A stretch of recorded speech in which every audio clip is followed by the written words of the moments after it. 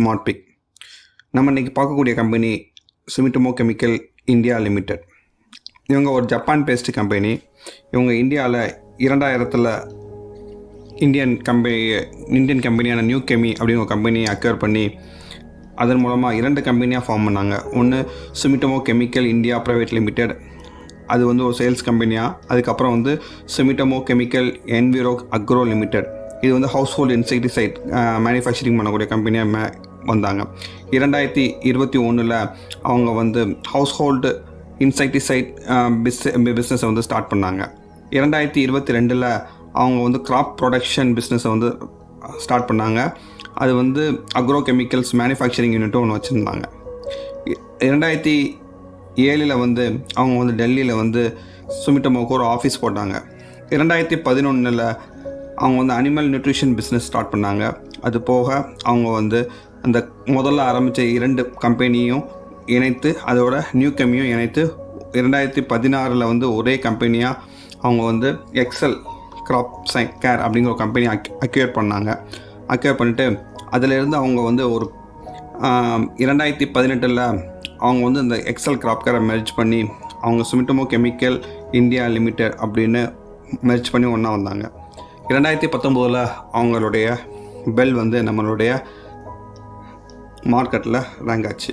இவங்களோட மார்க்கெட் கேபிட்டலில் பார்த்தீங்கன்னா 23,490 கோடியாக இருக்குது. இன்றைக்கி ரேட்டை பார்த்திங்கன்னா 471. நம்ம இதோட ஹை வந்து 541, 341 லோ போயிருக்குது. இவங்களோட ஸ்டாக் பி ரேஷியோ பார்த்திங்கன்னா 45.8, புக் வேல்யூ 44.4. இவங்களுடைய டிவிடெண்ட் ஈல்டு வந்து 0.21%. இவங்களோட ROCE வந்து 33.7%, ROE வந்து 25.1. இவங்களோட ஃபேஸ் வேல்யூ 10. அது போக ப்ரைஸ் டு புக் வேல்யூ வந்து 10.6 இருக்குது. இவங்க வந்து 5 இயர்ஸ்க்கு இவங்கள்ட்ட வந்து எந்த டேட்டாவும் இல்லை. அதனால் வந்து இவங்கள்ட்ட 5 இயர்ஸோட 10 இயர்ஸோட ரிட்டர்ன் டீட்டெயில்ஸ் வந்து இல்லை. இது போக இவங்களோட இண்டஸ்ட்ரியோட பி ரேஷியோ பார்த்திங்கன்னா 27.7. சுமிட்டோமோ கம்பெனியோட ப்ராடக்ட்ஸ் பார்த்திங்கன்னா crop production, biological, plant nutrition and plant growth regulators, fumigants and rodenticide, farmer safety, household pesticide and ஃபைனலாக அனிமல் ஹஸ்பண்ட்ரி. இவங்களுடைய ரெவன்யூ பிரேக்கப் பார்த்திங்கன்னா first of the financial year 2022 42% of வந்து இன்செக்டிசைடும், 24% herbicide, 11% PGR, 7% metal phosphite, 10% fungicide, அதுக்கப்புறம் animal husbandry வந்து 6%. அதே இது 23 first financial year பார்த்திங்கன்னா 41% வந்து இன்செக்டிசைட், ஹெர்பிசைடில் வந்து 27%, 10% PGR, 7% வந்து மெட்டல் பாஸ்பைட், 9% ஃபங்கிசைட், அப்புறமா 6% வந்து அனிமல் ஹஸ்பண்ட்ரி. இதுக்கப்புறம் அவங்களுடைய ஜாகிரபிக்கல் பிரேக்கப் பார்த்திங்கன்னா இவங்களுடைய மேஜர் மார்க்கெட் வந்து டொமஸ்டிக் இந்தியாவில் தான் இருக்குது, 85%. அதுக்கப்புறம் ஜப்பானில் 3%, ஆஃப்ரிக்காவில் 3%, ஏஷியாவில் வந்து 2%, யூரோப்பில் 1%, சவுத் அமெரிக்காவில் ஒரு 5%, நார்த் அமெரிக்காவில் இல்லை, இந்த வருஷம் 1% ஆகியிருக்காங்க. அப்புறமா ஆஸ்திரேலியாவில் லாஸ்ட் இயர் 1 இயர் பண்ணாங்க. இந்த இயரில் வந்து அவங்களுடைய இது இல்லை, சேல்ஸ் இல்லை. அதுக்கப்புறம் செக்மெண்ட் பார்த்திங்கன்னா இவங்ககிட்ட பொதுவாகவே 2 செக்மெண்ட் இருக்குது. ஒன்று ஜென்ரிக், இன்னொன்று ஸ்பெஷாலிட்டி. ஜென்ரிக்கில் எல்லோரும் மேனுஃபேக்சர் பண்ணக்கூடிய ப்ரொஃபெனஃபாஸு, லாம்டா சைக்ளோத்ரின், இந்த மாதிரி crop care science, crop care மருந்து வந்து அவங்க வந்து சப்ளை பண்ணிகிட்ருக்காங்க. அதே இது அவங்க வந்து ஸ்பெஷாலிட்டியில் வந்து புதுசாக வரக்கூடிய மாலிகுலை ஜப்பான்லேருந்து தனிப்பட்ட முறையில் அவங்களுடைய சுமிட்டோமோலேருந்து பேட்டன் ரைட் வாங்கின கெமிக்கல் இதெல்லாம் வந்து கொஞ்சம் மார்க்கெட்டிங் வந்து கொஞ்சம் ஹெவியாக பண்ணி அவங்க இது பண்ணிகிட்ருக்காங்க. இது ஒரு நல்ல ஸ்ட்ராட்டஜி. இதில் வந்து அவங்க வந்து ஜென்ரிக்கில் தான் அவங்களுடைய அதிகமான செக்மெண்ட் பிரேக்கப் வந்து இருக்குது, 70%, அண்ட் 30% வந்து ஸ்பெஷாலிட்டியில் இருக்குது. அப்புறமா வந்து இவங்க வந்து பல்காகவும் பிராண்டடாகவும் பண்ணுறாங்க. பல்காக மீன்ஸ் மொத்தமாக டோட்டலாக வந்து ஒரு கண்டெய்னராக அதர் கம்பெனிஸ்க்கு இப்போ பார்த்திங்கன்னா கிளைபாசிட்னு ஒரு கெமிக்கல் ஹெர்பிசைட் அது வந்து அவங்க வந்து பல்காக சேல் பண்ணிகிட்ருக்காங்க, பிராண்டடாகவும் பண்ணிகிட்ருக்காங்க. ஸோ அந்த மாதிரி டொமஸ்டிக்கில் வந்து பிராண்டடாக வந்து 82%, பல்கில் வந்து 18% பண்ணுறாங்க. இது போல் எக்ஸ்போர்ட் இங்கே தயார் பண்ணக்கூடிய கம்பெனி இதில் வந்து 28% வந்து அவங்க வந்து பிராண்டட் எக்ஸ்போர்ட் பண்ணுறாங்க. 72% வந்து அவங்க வந்து பல்கை வந்து எக்ஸ்போர்ட் பண்ணுறாங்க. சுமிட்டோமோவை பொறுத்த மட்டும் நம்ம வந்து இந்த க்ரோத் சைட் பார்த்திங்கன்னா ரொம்ப அபரிதமாக தான் இருக்கும். அதாவது 13x டைம் 13 மடங்கு வந்து அதோட க்ரோத் வந்து இப்போதைக்கு இருக்குது. அவங்க வந்து 2.3 பில்லியனில் அவங்களுடைய பிஸ்னஸ் ஆரம்பித்தாங்க. அந்த 7.2ங்கிறது வந்து எக்ஸலில் உள்ள ஷேர். இது மெர்ஜ் ஆகிறதுக்கு முன்னாடி. ஸோ 2.3லேருந்து அவங்க ஆரம்பித்து அவங்க கிட்டத்தட்ட 2019 2020 வந்து அவங்க மெர்ஜ் ஆகிறாங்க. அதில் வந்து 24.2 பில்லியன் ஆகுது. இப்போ மார்க்கெட் வேல்யூ பார்த்தீங்கன்னா 30.6 பில்லியன். இது மட்டும் இல்லாமல் இன்னும் அவங்களோட க்ரோத் வந்து ரொம்ப ஸ்டெடியாகவும் ரொம்ப சாலிடாகவும் அவங்களோட பெர்ஃபார்மன்ஸ் ரொம்ப மார்க்கெட்டில் வந்து நல்லாவே இருக்குது. நம்ம பேசிக் ஸ்க்ரீனிங் ஆஃப் த ஸ்டாக் பார்க்க போகிறோம். இதில் நம்ம 2 க்ரைட்டீரியா வைக்கிறோம். ஒன்று ரெவன்யூ, அப்புறமா வந்து ஷேர் ஹோல்டிங் பேட்டர்ன். ரெவன்யூ பார்த்திங்கன்னா அவங்களுடைய ரெவன்யூ வந்து 1910 crore 2018 இருந்திருக்கு.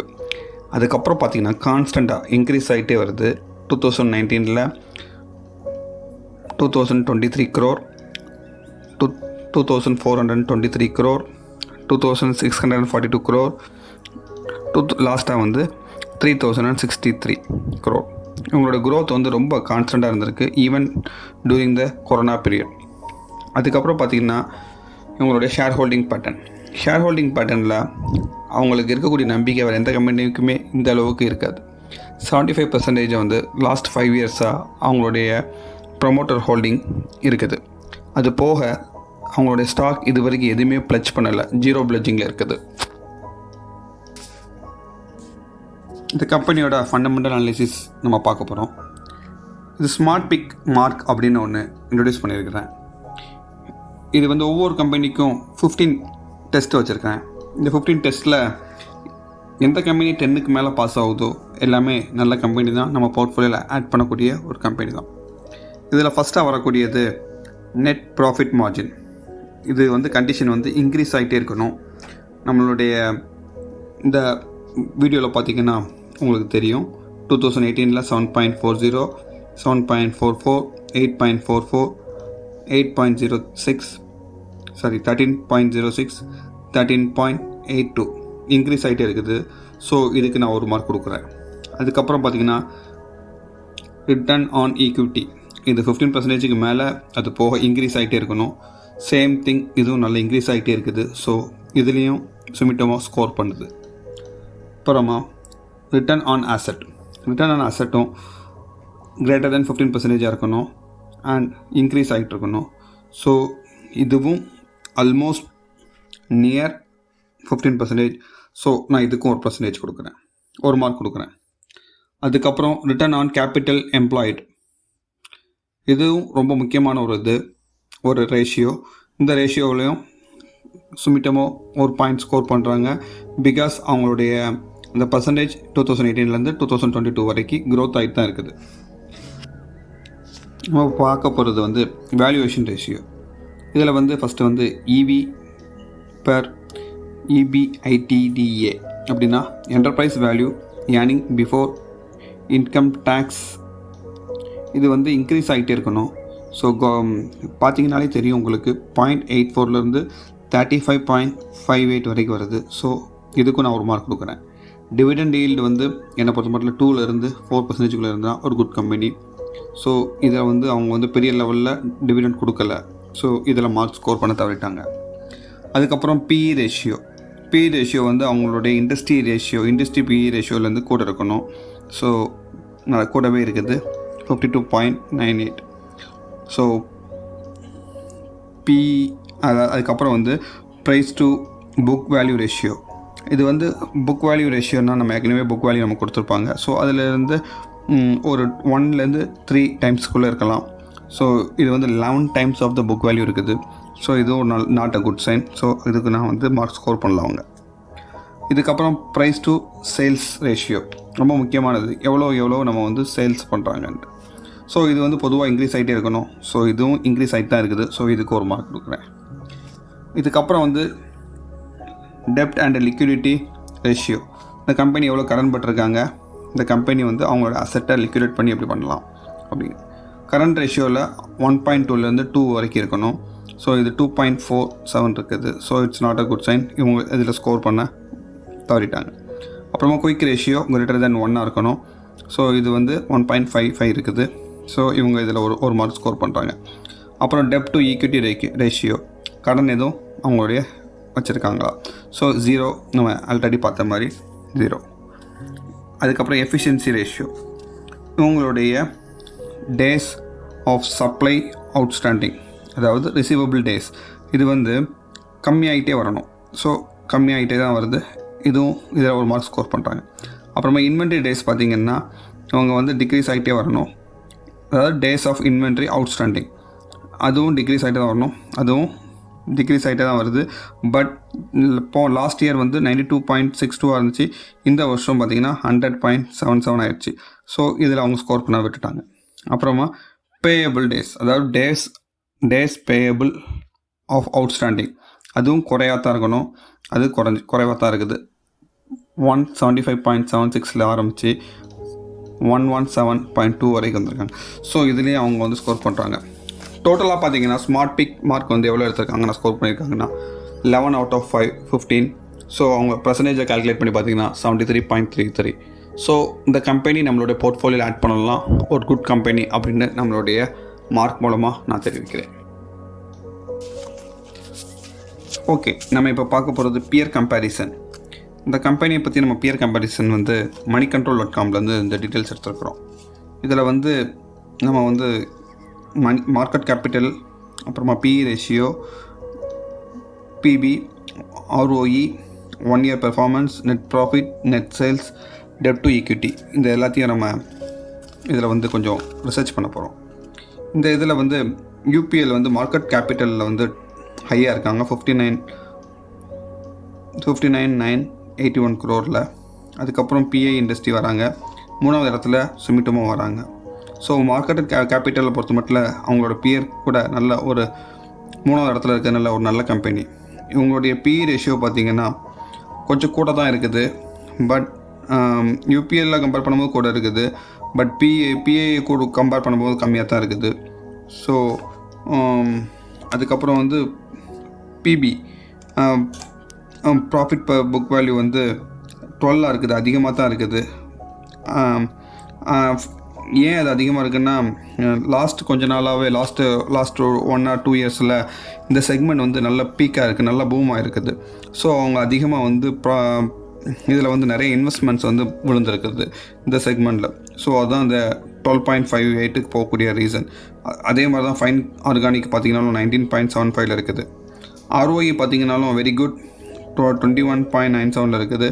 மற்றதை கம்பேர் பண்ணும்போது இது வந்து 3rd பிளேஸில் இருக்குது. அப்புறம் 1 year பெர்ஃபார்மன்ஸ் பார்த்திங்கன்னா ஃபைன் கார்ப்பு, அதுக்கப்புறம் இதுதான் 2nd பிளேஸில் இருக்குது.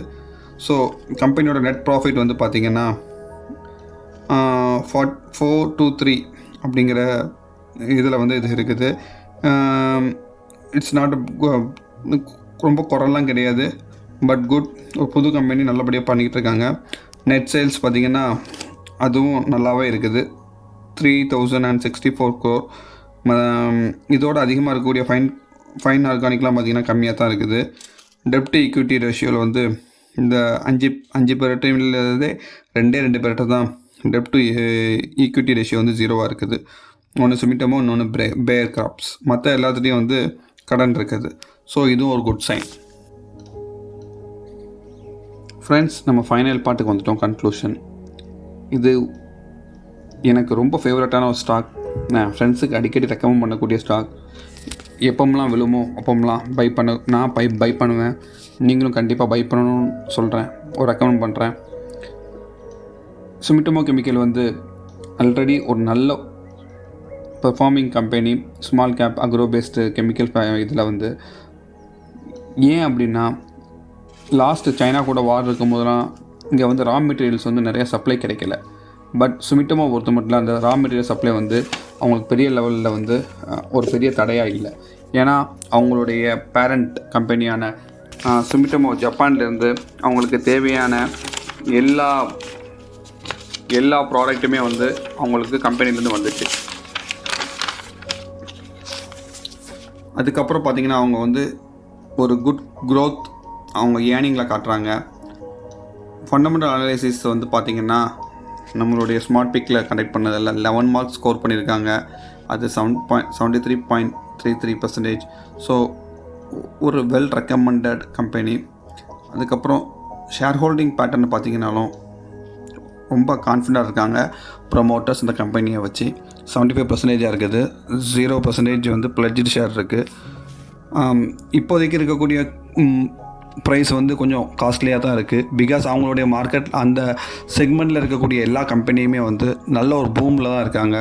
ஸோ எப்போம்லாம் அது கீழே விழுதோ ஸோ அதெல்லாம் வந்து கண்டிப்பாக நம்மளுடைய போர்ட்ஃபோலியோவில் ஆட் பண்ணக்கூடிய ஒரு கம்பெனி தான் இது வந்து நான் பண்ண ரிசர்ச், என்னோடய ஓன் ரிசர்ச். நீங்கள் இந்த ஷேரை வாங்காததும் உங்களுடைய தனிப்பட்ட ரிசர்ச்சில் நீங்கள் பண்ணி கண்டிப்பாக வாங்கி பயன்பெறுமாறு கேட்டுக்கொள்கிறேன். தேங்க்யூ, நன்றி, வணக்கம். இன்னும் இதுபோல் பல கம்பெனிகளின் ஃபண்டமெண்டல் அனாலிசிஸ் மற்றும் ஷேர் மார்க்கெட்டுடைய பேசிக்ஸ் பற்றி தெரிந்து கொள்ள ஸ்மார்ட் பிக் தமிழை லைக் பண்ணுங்கள், ஷேர் பண்ணுங்கள், சப்ஸ்கிரைப் பண்ணுங்கள். தேங்க்யூ நண்பா.